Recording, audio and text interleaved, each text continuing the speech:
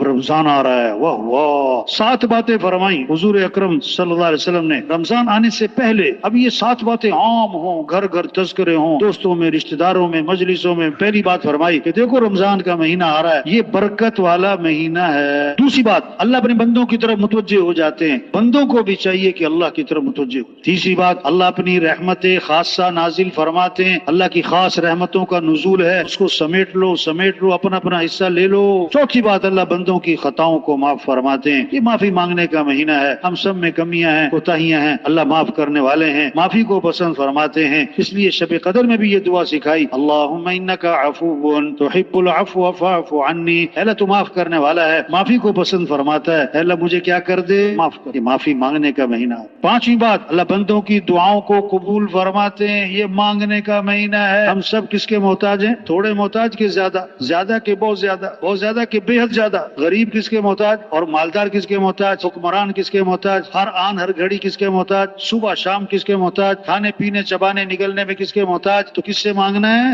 ایک اللہ کی ذات ہے جس سے مانگو تو خوش ہوتا ہے، نہ مانگو تو ناراض ہوتا ہے۔ تو رمضان کا مہینہ دعا کا مہینہ ہے، روزے دار کی دعائیں قبول ہوتی ہیں۔ سحری کا وقت کس لیے؟ کہ مانگو اللہ سے۔ افطاری کا وقت کس لیے؟ کہ مانگو اللہ سے۔ اب افطاری کا لفظ سن کر ہمارا دھیان دعا کی طرف گیا کہ دسترخوان کی طرف گیا؟ بولو بھائی، افطاری کے وقت کیوں بھائی دعا کی فضا بنی ہوتی ہے کہ دسترخوان کی فضا بنی ہوتی ہے؟ افطاری پتہ کیا ہونی چاہیے؟ کھجور اور پانی اور کھانا جو بھی کھانا ہے، سالن روٹی ہے، جو بھی ہے، اگر رمضان سے فائدہ اٹھانا ہے۔ کبھی پورے سال ایسا ہوتا ہے دسترخوان پہ جناب سموسے بھی ہوں، پکوڑے بھی ہوں، دہی بلے بھی ہوں، چاٹ بھی ہو، چپس بھی ہو، سالن بھی ہو، روٹی بھی ہو، بریانی بھی ہو، کنو بھی ہو، جلیبیاں بھی ہوں، چائے بھی ہو، ہوتا ہے کبھی؟ اب شیطان کو نا بڑی تکلیف ہو رہی کہ یہ رمضان آ گیا، یہ دعائیں مانگیں گے۔ اب اس نے یہ تو نہیں کہہ سکتا کہ دعا نہیں مانگنی، تم نے دعا نہیں مانگ، یہ تو کہہ نہیں سکتا وہ۔ اس نے کیا کہا؟ وہ دعا کا وقت کس میں لگا دیا؟ سموسے کھاؤ، پکوڑے کھاؤ، دہی بلے کھاؤ، چاٹ لاؤ، چپس بناؤ۔ توبہ توبہ توبہ توبہ۔ اب ایک برتن لو، آپ بڑا سا برتن لو، اس میں پہلے ڈالو کھجوریں، پھر ڈالو شربت، پھر ڈالو دہی بھلے، پھر ڈالو سموسے، پھر ڈالو پکوڑے، پھر ڈالو چپس، پھر ڈالو چاٹ، پھر ڈالو سالن روٹی، پھر ڈالو بریانی، پھر ڈالو جلیبی، اور اس کے اوپر ڈالو چائے گرم گرم۔ وہ کیا بنے گا اس کا بھائی؟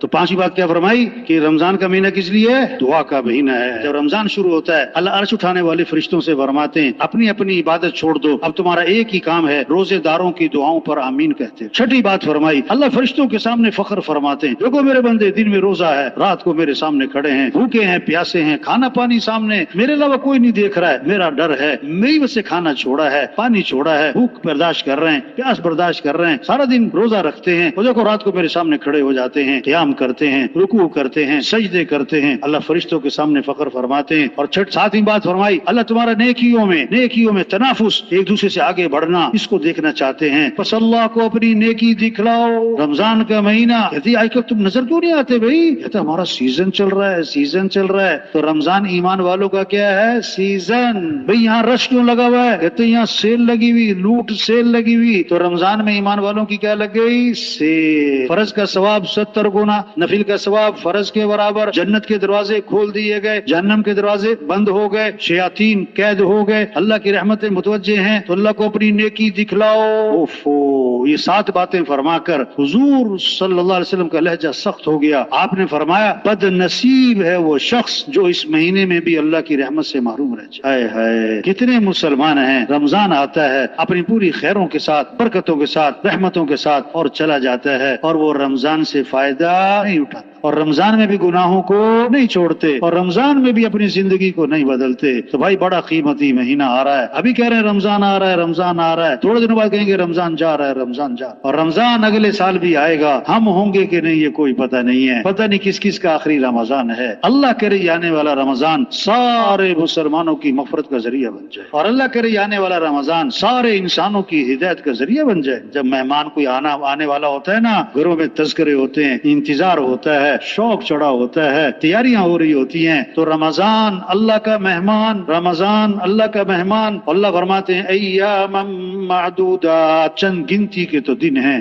ایک حدیث میں آتا ہے اگر لوگوں کو پتہ لگ جائے کہ رمضان کے مہینے کا کیا اجر ہے، کیا ثواب اور فضیلت ہے، تو لوگ تمنا کریں گے کہ سارا سال رمضان ہی رہا کرے۔ جسے رمضان سے ہی گزار لیا، اللہ اسے پورا سال سے ہی گزارنے کی توفیق عطا فرمائیں گے۔ رمضان کس لیے ہے کہ تقوی پیدا ہو، یعنی گناہوں سے بچے، یعنی گناہوں سے بچنا آ جائے۔ کھانا تو حلال ہے، پانی تو حلال ہے، وہ تو وقتی طور پر منع کیا ہے۔ جھوٹ تو ہے ہی حرام، سود تو ہے ہی حرام، دھوکہ تو ہے ہی حرام۔ وقتی طور پر جس چیز سے منع کیا اس کو تو چھوڑ دیا، اور جو ہے ہی حرام اس کو نہیں چھوڑا۔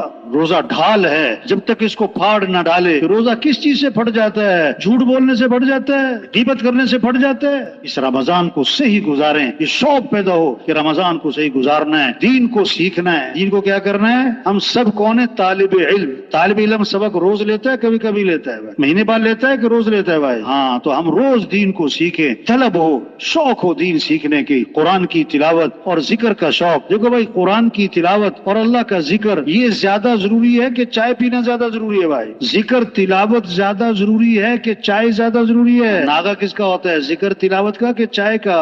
چائے کا ناغا ہوتا ہے، اور ذکر تلاوت کا سر کب بھاری ہوتا ہے؟ جب ذکر تلاوت چھوٹ جائے یا چائے چھوٹ جائے بھائی؟ بولو بھائی، تبلیغ محنت ہے، کیسے قرآن سے عشق ہو، تلاوت کا ذوق ہو۔ سب سے بڑا خسارے والا دن مسلمان کا وہ ہے جس دن وہ قرآن نہ کھولے، قرآن ہاتھ میں ہو، تسبیح ہاتھ میں ہو۔ آپ نے فرمایا جو 100 مرتبہ پڑھے لا الہ الا اللہ، جب قیامت کے دن اٹھے گا تو اس کا چہرہ 14ویں رات کے چاند کی طرح چمک رہا ہو۔ فرمایا رمضان میں 4 چیزوں کی کثرت کرو، ایک لا الہ الا اللہ، دوسرا استغفار کی کثرت، اور تیسرا اللہ سے مانگو اے اللہ میرا ٹھکانہ جنت بنا، اور چوتھا کہ اللہ مجھے جہنم سے بچا۔ یہ محنت ہے، کیسے اخلاق اچھے ہو جائیں، معاف کرنا آ جائے، غصے کو پینا آ جائے، کسی کو حقیر نہ سمجھے، زبان پہ غیبت نہ ہو، چغلی نہ ہو، گالی نہ ہو، دلوں میں بغض نہ ہو۔ جسے کپڑوں کو صاف رکھتے ہیں دلوں کو صاف رکھتے، ماں باپ ہیں، ادب ہو، خدمت ہو، احترام ہو، عزت ہو، اطاعت ہو، فرمانبرداری ہو، یہ اخلاق ہیں۔ زندگی کا مزہ وہی اٹھائے گا جس کے اخلاق اچھے ہیں۔ جس کے اخلاق اچھے نہیں، اس کی زندگی لڑائی میں، جھگڑے میں، غیبت میں، چغلی میں، نفرتوں میں، غصوں میں گزر جائے گی۔ اور اتنا وقت نہیں ہے اس چھوٹی سی زندگی میں کبھی اس سے لڑیں کبھی اس سے لڑیں۔ یہ محنت ہے، اخلاق اچھے ہوں، معاملات صاف ستھرے ہوں۔ ایک حرام کا لقمہ ہے، 40 دن تک دعائیں قبول نہیں ہوں۔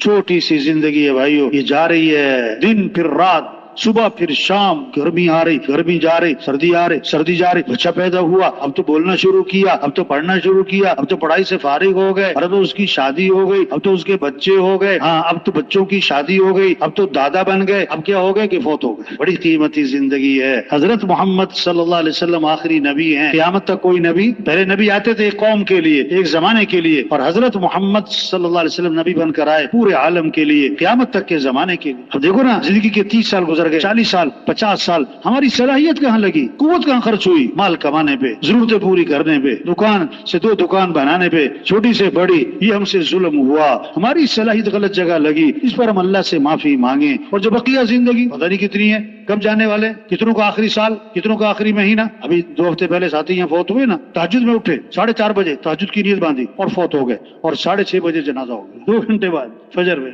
تو بھائی یہ جتنے ہم بیٹھے ہوئے ہیں، ہم میں سے ایک ایک ساتھی ہزاروں کی توبہ کا ذریعہ بن سکتا ہے، ہزاروں کی ہدایت کا ذریعہ بن سکتا ہے۔ رزق مقدر کا ہے، نہ زیادہ ہونا ہے نہ کم ہونا۔ اس لیے بھائی سب نیت کریں، اپنی صلاحیت اللہ کے دین کے پھیلانے پر لگائیں گے انشاءاللہ۔ اللہ کے کلمے کو پوری دنیا میں بلند کرنا ہے انشاءاللہ۔ سارے انسانوں کو جہنم سے بچانا ہے، سارے مسلمان پورے اسلام پر آئیں، مسجدیں آباد ہو جائیں، واہ واہ، اذان پہ بازار بند ہو جائیں، ہاں سب کے اخلاق اچھے ہو جائیں، معاملات صاف ستھرے ہو جائیں، پھر غیر مسلم اسلام پر لپک کے آئے گا، بھاگ کے آئے گا، کیونکہ اسلام میں کشش ہے، حسن ہے، پھر دنیا بھی جنت، دنیا میں بھی سکون، اطمینان، محبتیں، اولاد فرما بردار، میاں بیوی میں جوڑ، عزت اور احترام، پھر موت آسان، پھر ہمیشہ کی جنت ملے گی، واہ واہ، خواہشات زندگی وہاں، دودھ کی نہریں، شہد کی، شراب کی، پانی کی نہر، اور جناب ہمیشہ کی جوانی، ہمیشہ کی زندگی، ہمیشہ کی صحت، ہمیشہ کی خوشیاں، وہاں دوستوں سے ملاقاتیں اور رشتہ داروں سے، صحابہ سے ملاقاتیں، انبیاء سے، سب سے بڑھ کر جنت میں اللہ کا دیدار ہو۔ آج وقت ہے توبہ کریں، توبہ کروائیں۔ یہ ہماری گشتیں، یہ ہمارا سروزہ، ہمارا چلہ، یہ ہمارے 3 چلے، یہ سال 7 ماہ ایک ترتیب بنائی ہے، اس کے پیچھے ہزاروں کی توبہ چھپی ہے، ہزاروں کی ہدایت چھپی ہے، ہزاروں کی زندگی کا بدلنا چھپا۔ تو نیت کریں بھائی، اس کام کو مقصد بنا کے کریں گے انشاءاللہ۔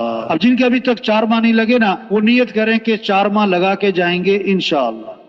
رمضان کے حوالے سے مولانا عباد اللہ صاحب کا بہت پیارا بیان، اللہ پاک ہم سب کو اس بیان پر عمل کرنے کی توفیق عطا فرمائے۔ ہمارے چینل بیانات کلپس کو سبسکرائب